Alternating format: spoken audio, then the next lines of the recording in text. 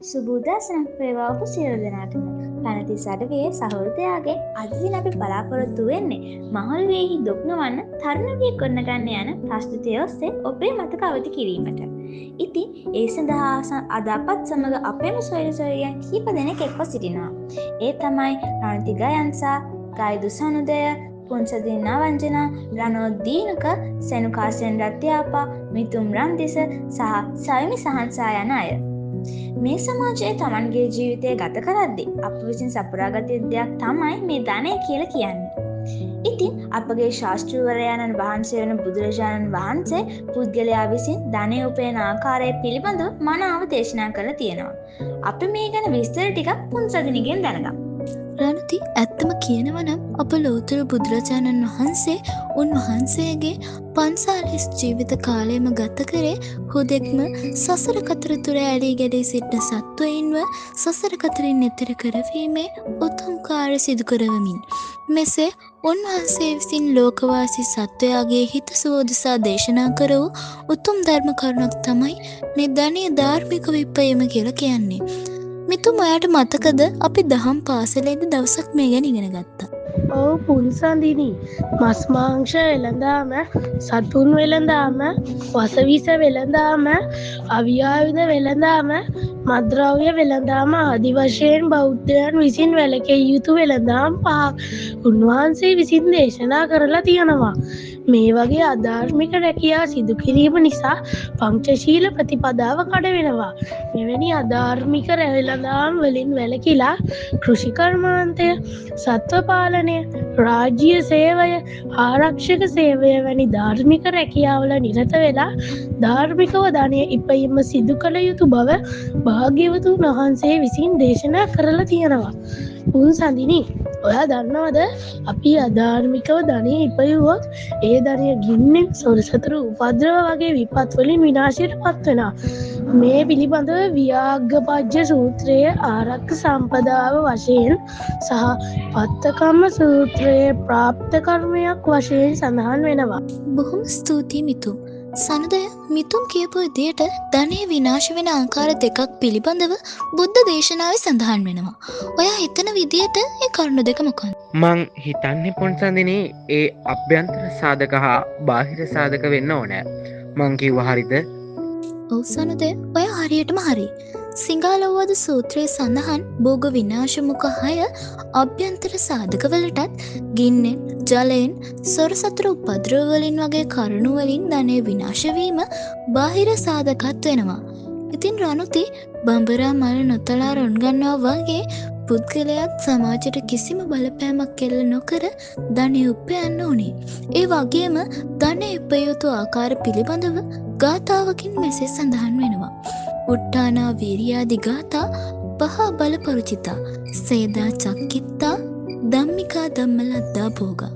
පුන්සඳිනේ ධනය ඉපීම ගැන ඔයා ගොඩක් වටින විස්තර කිරීමක් කරා. ඒකට බොහොම ස්තුතියි. ඉතින් අපේ මේ පැනතිස් අඩවියේ සහෘදයන්ටත් ධනය ධාර්මිකව ඉපීම සිදු කරන්නේ කොහොමද කියලා හොඳ වැටහීමක් ලැබෙන්න ඇති.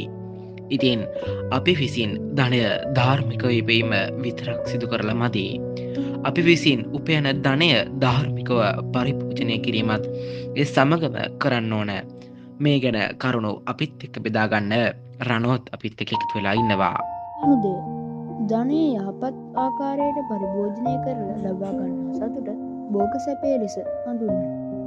ඒ වගේම අප විසින් උපයන ධනය තනුව පරිභෝජනය කිරීම පිළිහිම දොරටුවක් කියලා පරාභව සූත්‍රයේ සඳහන් වෙනවා. පහුත විත්තෝ පුරිසෝ සහිරඤ්ඤෝ සබෝධන ඒකෝ බුඤ්ජති සාදුනි තම්පාර භවෝ මුඛා.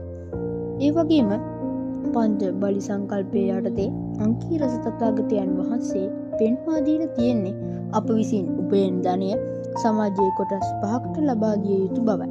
ඒ වගේම නිසි පරිදි අයවැය තුලනය කිරීම මගින්ද ධනය යහපත් ලෙස පරිභෝජනය කරන්න පුළුවන්. මේ විදිහට ධනය ධාර්මිකව පරිභෝජනය කිරීම බෞද්ධයා විසින් කළ යුතුම දෙයක්. රණෝත්, ඔයා කියපු දේවල් හරියටම හරි. අපි සමාජයේ ජීවත් වෙද්දී අපි උපයන ධනය අන් අය සමග බෙදා ගන්න ඕනේ. ඒ වගේම ඒක ඊටමත් උතුම් මනුෂ්‍ය ගති ලක්ෂණයක් වෙනවා. ඉතින් අපි ධනය ධාර්මිකව උපයලා ධාර්මිකව පරිභෝජනය කළ විතරක් මදි. සැනුක අපිත් එක්ක එකතු වෙලා ඉන්නවා මේ පිළිබඳව තොරතුරු සාකච්ඡා කරන්න.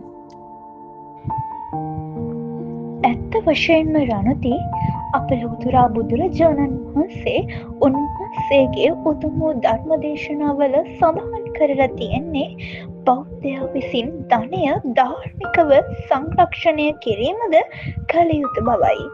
දැන් අපේ පැනතිස් අඩවියේ සහෝදරයා හිතනවා ඇති ඇයි අපි ධනය සංරක්ෂණය කරන්න ඕන කියලා.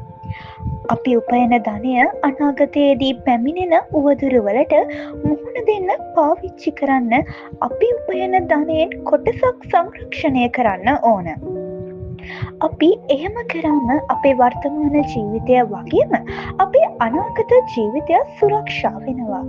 ඒ වගේම අප විසින් උපයන ධනය කොටස් 4කට බෙදලා ඒකෙන් එක කොටසක් පරිභෝජනයටත් කොටස් 2ක් කර්මාන්තශාලා ආදියෙහි ආයෝජනය කිරීමටත් අනෙක් කොටස සංරක්ෂණය කිරීමටත් සුදුසු බව බුදුරජාණන් වහන්සේ විසින් පෙන්වා දී තිබෙනවා.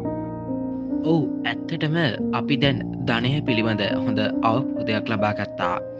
සවිමි ඒත් වර්තමාන සමාජය මෙවැනි උතුම් වූ ධර්ම කරුණු භාවිතයට නොගැනීම නිසා අද සමාජය ඉතාමත් දූෂිත දුශ්ශීලමත් සමාජයක් බවට පත්වෙලා තියෙනවා. ඔයාට ඒ ගැන පැහැදිලි කිරීමක් කරන්න පුළුවන්ද? ඔවුසනුදය අද සමාජයේ සිටින පුද්ගලයින් විවිධ අධාර්මික රැකියා කරමින් කූට ලෙස ධනය උපයන්න පෙළඹිලා තියෙනවා. මෙවැනි සමාජයක් තුළ සිදුවන මෙකී වූ අකටයුතුකම් හමුවේ කෙසේ නම් මෙම සමාජයක් තුළ ධාර්මික සිසුන් බිහිවන්නද?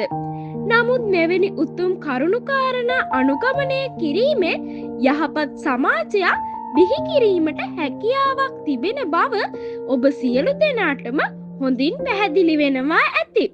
එසේනම් අනාගත වැඩලෝකයට පිවිසෙන දහම් අධ්‍යාපනය ලබන යහපත් බෞද්ධ දරුවන් වශයෙන් මෙකී වූ උතුම් ධර්ම කරුණු අපගේ ජීවිතයට ආදේශ කරගෙන එම අවබෝධය සමාජයේ අන් පුද්ගලයන් තුළද රෝපණය කරවීමට කටයුතු කරමු. එසේනම් මෙම යහපත් සිතුවිල්ලත් සමගින් පැනතිස් අඩවියේ සහෘදයාගෙන් අපි අදට සමුගන්නවා. තෙරුවන් සරණයි.